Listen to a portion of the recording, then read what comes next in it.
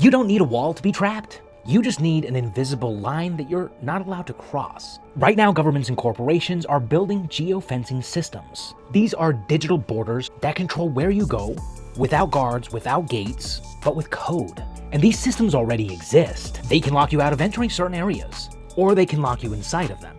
Do you think that's far off? Smart vehicles can be routed or disabled by remote commands.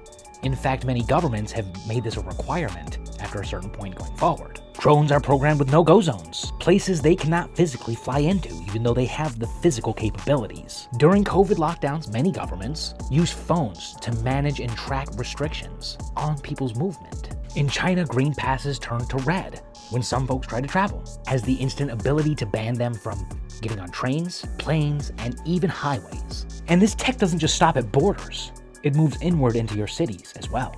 It's even in your neighborhood, and it's even on you. Imagine your car refusing to drive you out of your designated district, or your digital ID telling you that you're not allowed to go into a certain building because you've not been vetted properly enough. Your ability to travel determined not by human rights, which we can debate in the public sphere, but by permissions and a codex. This isn't a horror story either.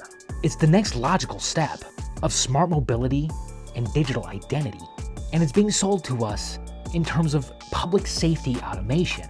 And hey, I love automation, but when your freedom of movement becomes software controlled, we don't need prisons, because your entire world itself is one.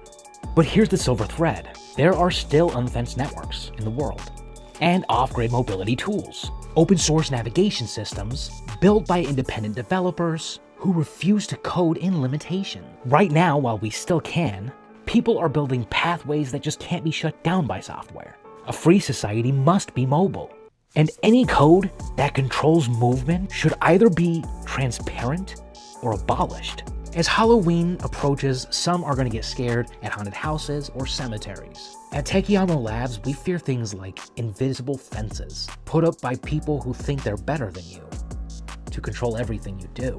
Because when permission replaces freedom, the chains don't go on your wrists, they go on your coordinates. And hey, follow Techiamo Labs before movement becomes something we all have to earn again. I'll catch you on the next one.